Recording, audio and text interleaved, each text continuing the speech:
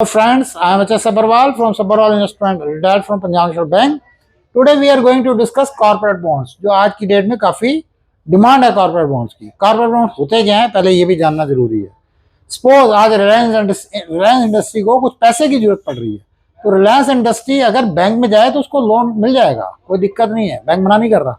तो बैंक अगर वहां पे 15% चार्ज कर रहा है और रिलायंस इंडस्ट्री सोचती है कि मुझे 15% क्या जरूरत पड़ी है देने की, मैं पब्लिक में जाके एक ऑफर करता हूँ अपना रेट ऑफ इंटरेस्ट 9%, 9.5%, 10, 11 जो भी उसको सूट करता है, तो मेरे को पैसा मिल ही जाएगा, तो मुझे क्या जरूरत पड़ी है।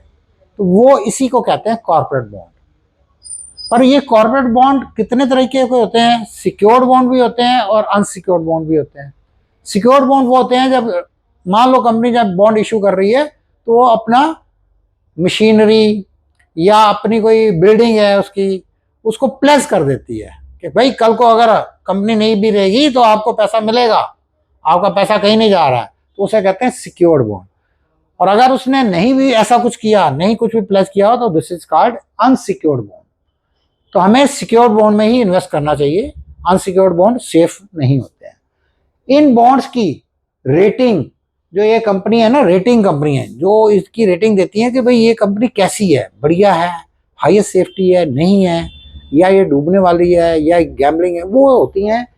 क्रिस्टल है, इकरा है, केयर है, इंडिया रेटिंग है, ये बड़ी बड़ी 4-5 कंपनी है जो जिनके ऊपर हमें विश्वास करना है और उनके हिसाब से इनकी रेटिंग चेक करनी है।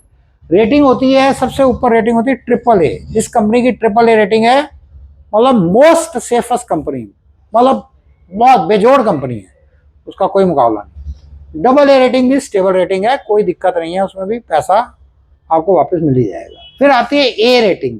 A रेटिंग जो होती है उसमें थोड़ी अटेंशन देनी है, आपको देखना है, चेक करना है, उसकी फाइनेंशियल पोजीशन के बारे में जानने की पूरी कोशिश करनी है, उसके बाद इन्वेस्ट करना है। फिर आती है BBB, रिस्की है भाई, रेट ऑफ इंटरेस्ट तो ज़्यादा मिल जाएगा पर रिस्क काफ़ी ज़्यादा इन्वॉल्व है। फिर BB, पूरा जुआ है, रेट ऑफ इंटरेस्ट तो आपको 18% दे रहा है, 12% दे रहा है, 15% दे रहा है, पर उसमें रिस्क काफ़ी ज़्यादा रहता है।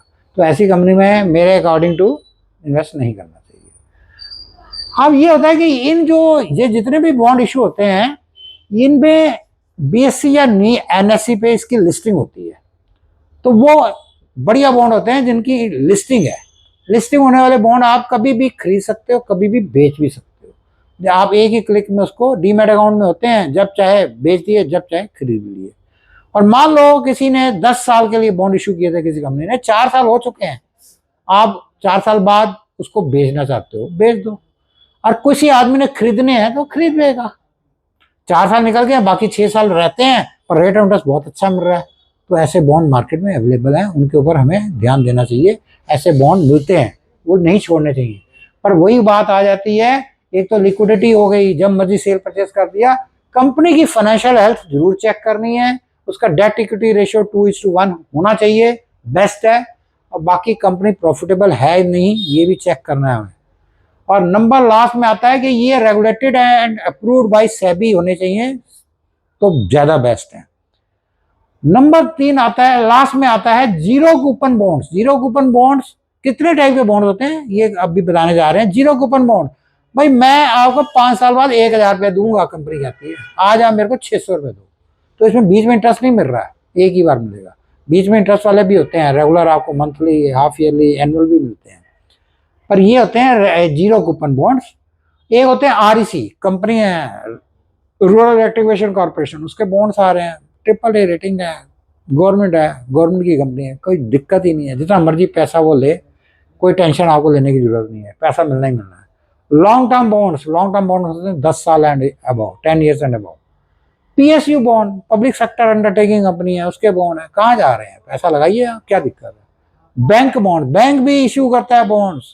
बैंक कहता है मैं लोगों से पैसा क्या इकट्ठा करना है, मैं भी अपने बॉन्ड्स इशू कर देता हूँ इतने परसेंट पे, उनके रेट ऑफ इंटरेस्ट थोड़े कम होते हैं, और बैंक के बॉन्ड है तो उसमें भी काफ़ी अच्छे रेट ऑफ इंटरेस्ट मिल जाते हैं। तो दोस्तों, वो इसमें और अधिक जानकारी हासिल करनी है, किस टाइप के बॉन्ड लेने हैं, तो उसके लिए आप मेरे दिए गए नंबर पर कॉल कीजिए, आपको रेट ऑफ इंटरेस्ट अच्छा मिलता है। आज कॉर्पोरेट बॉन्ड्स चलन में है, म्यूचुअल फंड के थ्रू भी मिलते हैं कॉर्पोरेट बॉन्ड्स, वहाँ पे भी हम इन्वेस्ट कर सकते हैं और पर्सनल भी कर सकते हैं। बाकी मेरे दोस्तों, अभी तक चैनल को आपने सब्सक्राइब नहीं किया है, चैनल को सब्सक्राइब कीजिए, लाइक कीजिए, शेयर कीजिए। Thank you.